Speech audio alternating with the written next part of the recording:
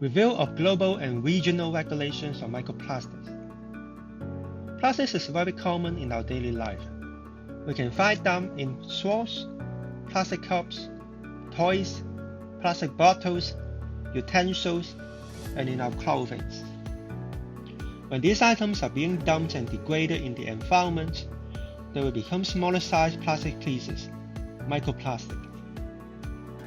To define microplastic, there are actually plastic that are actually less than 5 mm in size.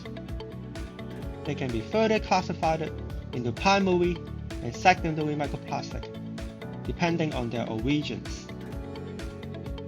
For primary microplastic, they are intentionally produced to certain sizes, so that when they enter the environment, they are already 5 mm or less in size, like some fibers in a clothing and microbeads used in some cosmetic products.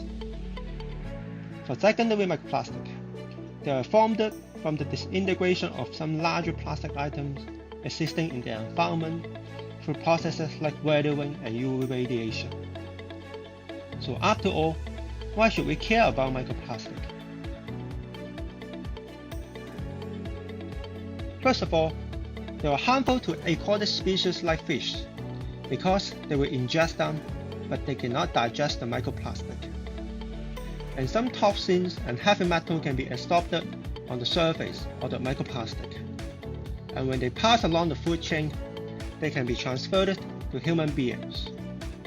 However, nowadays, microplastics are so common that they can be found in beaches, open oceans, freshwater lakes, and even in the Mount Everest. And last but not least, in our human body.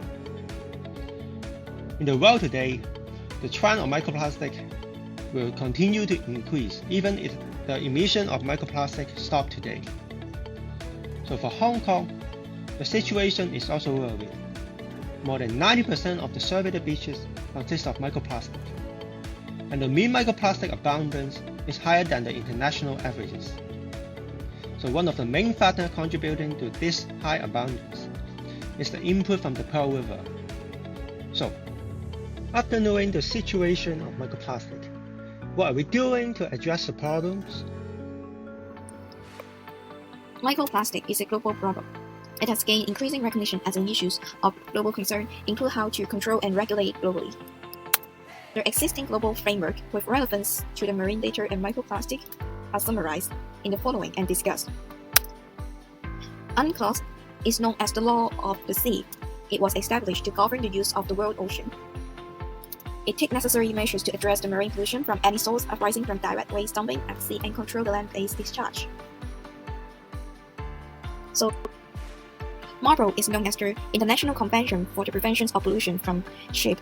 It is acronym for marine pollution, and it is the main treatise to address the ship-based source of pollution from international shipping. Marine plastic and microplastic are covered in Annex 5. It prohibits the discharge of all types of garbage into the sea from ships. It transported by many countries, which together account for almost all the world tonnage. Basel Convention is a treaty to control of the transboundary movement of hazardous waste and their disposal from one country to another. It is legally binding framework which all make the global trade in microplastic more transparent and better regulated. It also ensuring its management is safe for human and environment. London Convention is general prohibition on the dumping of any waste or other matter at sea, including the plastic. The G7 Action Plan, it combats the marine litter. Particularly highlights the marine litter about plastic litter is posing a global challenge. Group 7 consists of Canada, France, Germany, Italy, Japan, and UK, and the USA. It combats the marine waste, particularly polluted by the single use of plastic. In G7 Action Plan, a more resource-efficient and sustainable approach for marine litter by avoiding the unnecessary use of plastic prevents waste by ensuring plastic are designed in such a way to strengthen the recovery scheme, reuse, recycling, and the end-of-life management through various policy measures. For the reduce, it is lowering the amount of waste produced, for example, the plastic from alternative feedstock. Reuse the material repeatedly via the redesign and innovation. Recycling is used the material to make the new product, for example, the plastic waste as a resource. It can also recover the energy from waste through their business and consumer cooperation. Finally is the safe disposal of landfill to landfill.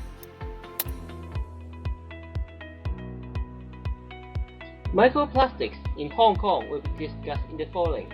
It is a relatively new environmental issue in Hong Kong, and it is only under public concern in recent years. The topic is relatively new, and there is no relevant guidelines or legislations in any governmental organizations at the moment. According to a study in 2017, up to 35,000 items of microplastics can be found in Hong Kong in certain water.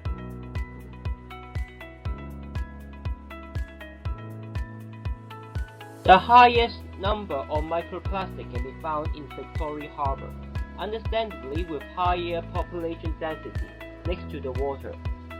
Other waters can find from 10 of thousands to 100 items per 100 square meter.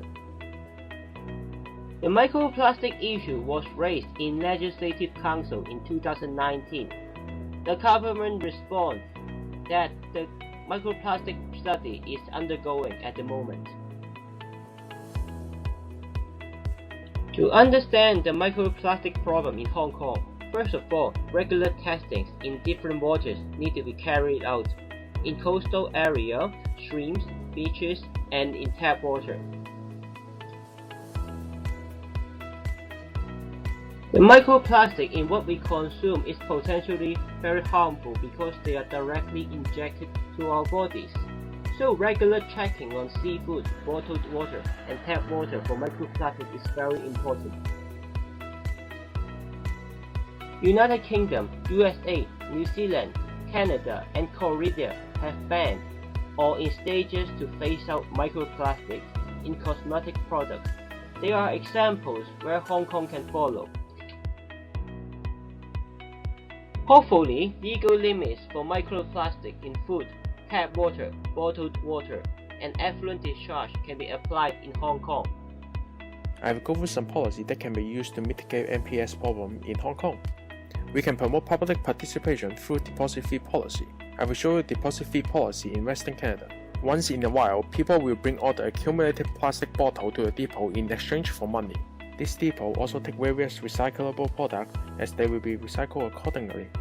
This is also a great way to be environmentally conscious while making actual household money. However, we need adaptation for this policy in Hong Kong as we don't have that much area for depots. This is the return and earn machine that is currently used in Australia and also can be used in Hong Kong. The recycling process is done through AI and computer and is way more compact. In other words, you can install this in each of the Hong Kong communities. However, there are only 11 return and earn machines in Hong Kong, and government should consider the feasibility of this type of machine to help plastic recycling. Once these plastics are collected and centralized, they will be treated in the processing facility. Many of them can be reused again. Therefore, policy that promote the use of recycled plastic can further reduce microplastic problem in the ocean by reusing them on land. The background picture is the widely used conventional plastic recycling machine. This style of machine has this drawback. Sorting, washing, and treating procedure can introduce MPS and other pollutants into the water. This contamination can also be harmful to workers' health. Therefore, the HK government should consider having these treatment facilities. Therefore, we should really consider another alternative solution. For example, policy that promote biodegradable plastic should be introduced. Incentive toward industry or consumer or banning the use of petroleum-based or single-use plastic should be considered by the Hong Kong government. Let's go to this expo and take a look at the current biodegradable product market. This is the company I'm currently working with, and they have some biodegradable products such as lid, bag, spoon, and fork. They are also fully certified and fully degradable. Specialized engineering biodegradable plastic is also available. With products available on the market, government can fasten the transition process with some more aggressive action, such as banning the single-use plastic rather than the current charging scheme. Once plastic enter water is really difficult to control. However, we need a sustainable and closed-loop solution on managing plastic problem on shore. It's worth mentioning that the current microplastic guiding in Hong Kong water supply remain absent. Lastly, thank you for your time. Your questions are also welcomed.